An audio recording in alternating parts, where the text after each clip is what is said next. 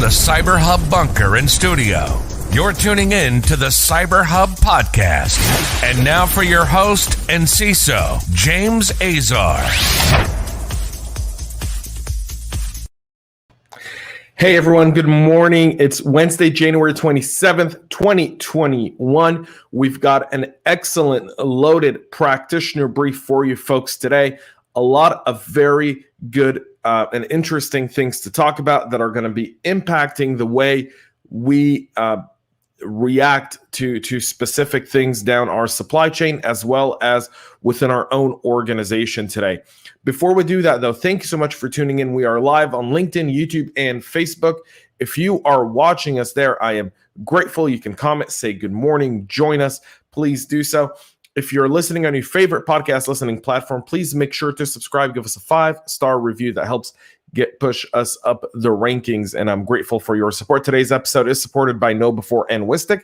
And before we get started with what's happening from the desk of the CISO, the stuff that I started reading when I woke up this morning that I feel like is going to require some addressing from our team, join me for a little cup of coffee. Good morning. I love to know what coffee people drink. Like, I'm an espresso drinker, but I'm always curious, like people who drink black coffee, like what's the difference in flavor? I remember when I used to drink black back in the day, but I haven't drank like black coffee in 6-7 years. So I'm curious to know what black coffee you like and why. Like just regular coffee. I'm not talking about lattes, cappuccino. Because those, by the way, are very impacted by the espresso they put in them. So just so you guys know. So let's get right into what's going on in the cybersecurity news today. And then we'll talk about our January Infosec hires and our 221 in 2021 challenge. So we'll get to that too a little bit later. So let's start with the DanaBot malware that is roaring back into relevancy. So a story by Tom Spring over at ThreadPost, something that I read this morning. And I remember DanaBot because I've been in the financial services industry for now almost nearly 7-8 years. So I remember when this kind of came through in 2018, 2019, that the DanaBot was kind of a fixture of sorts for financial services attack. And Proofpoint has now said that they found a brand new variant of the DanaBot banking Trojan. It started in Australia. It was targeting users through emails containing a malicious URL. They developed a second variant, and that second variant targeted US companies and large-scale campaigns. And the third variant, which surfaced in February of 2019, was significantly enhanced. It had remote and command functionality. This DanaBot, though, appears to have an affiliate program for ransomware as a service, just so that we're crystal clear on that. So what's at the core of the DanaBot, for those wondering? So a few things. One, there's window API functions that are resolved at runtime. This is according to the new update. When a malware-related file is read or written to the file system, it's done in the middle of a benign decoy file read or write. So it doesn't deploy the antivirus, and it actually beats some of the protections that you have in place. And persistence is maintained by creating an LNK file that executes the main component in the user's startup directory. So files are created by Windows automatically. And so for now, there's incremental updates that have been identified. One, as I said, there's the idea that this is now ransomware as a service and not just a threat actor, meaning these guys have kind of gone away. They've come back, and their business model now is to really do this as ransomware as a service. So I'm pretty sure we're going to see more of this stuff as the year goes along. Proofpoint was able to at least narrow it down to the one of the DanaBot distribution methods to various softwarewares and cracks websites that supposedly offer software keys and cracks for free downloads, including antivirus programs, VPNs, graphic editors, document editors, and game. That is typically where we see this kind of stuff as well. So keep your eye on DanaBot. There's some stuff that you guys should be able to notice through the Proofpoint report, which you can find on our website at cyberhubpodcast.com. So let's get right into the next story of the day. I haven't spoken about SolarWinds for a few days. Monday was a SolarWinds free day. So was Tuesday. That's not the case today. We get back right into this. And now Kaspersky's ICS Industrial Control System CERT reported yesterday that they are seeing manufacturers and other targeted by Sunburst that may have been gone farther downstream. So the majority of the organizations that have been targeted by Sunburst are in the manufacturing sector, followed by utilities, construction, transportation, logistics, oil, gas, mining, and energy. They're located in a lot of countries. So here's a very interesting aspect. Kaspersky says that they're located in various countries in Americas, Europe, Asia, and Africa, including the US, Canada, Iran, Netherlands, Russia, Saudi Arabia, and Uganda. So why would Russia target its own companies within Russia if Russia was responsible for Sunburst?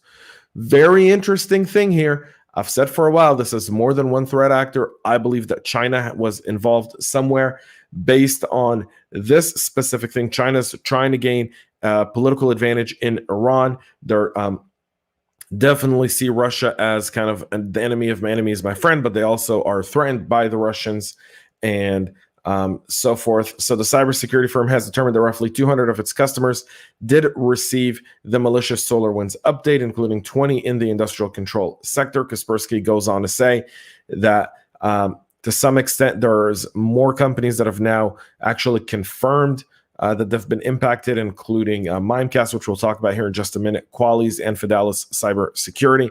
All have been impacted by SolarWinds. Here's what we need to do right now.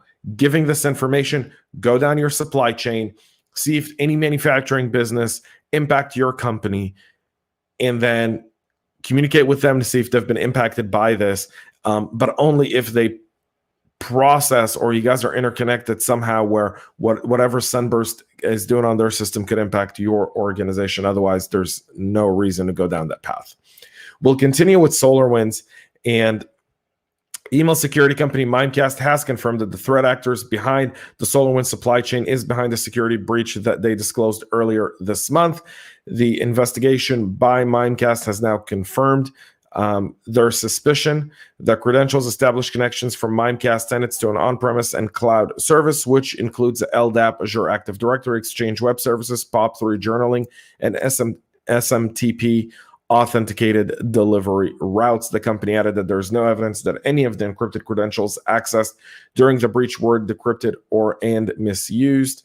However, the US and UK Mimecast customers are advised to reset their credentials as well. There's 4 different names for this threat actor, obviously, that are being used, but that's that. Again, if you're using Mimecast, please reset your credentials now in order to make sure that you don't become a victim. And finally, Apple ships emergency fixes for under attack iOS 0 days. These impact iPhones and iPads. So any iOS 14.4, any iPad OS 14.4 are currently being pushed via the automatic updating mechanism. But I would send this downstream into your organization and let people know, update your iPhones immediately. These are attacks that are being taken advantage of in the wild. CVE 2021-1782 and CVE 2021-1871 and 1870 are all requiring an update. So for a coffee question, though, Brandon has a very interesting thing. So he says, black coffee done right has to be done right. Free trade, organic coffee beans from Ethiopia, Guatemala, Costa Rica, or South Africa are my favorite. Must do the pour over method, weigh beans, grind in burr grinder to correct the coarseness, get the water to 200 degrees, and do the pour over method with a Chemex or Kalita wave. Brandon has got coffee down fixed. I like my espressos, Brandon. You should try a really good espresso, like not a Starbucks. Like, do yourself a favor and don't go to a coffee shop that specializes in like nitro coffee. You got to go to like a real Nespresso coffee shop, like a real espresso coffee shop, like one that just has that, Brandon. That's the one to go to, buddy. So that's it for our practitioner brief today, folks. Thanks so much for tuning in. Our Infosec Hires Challenge for January. 8 people tomorrow 11 a.m. live. We'll be concluding that, but we've started a brand new challenge, 221 in 2021.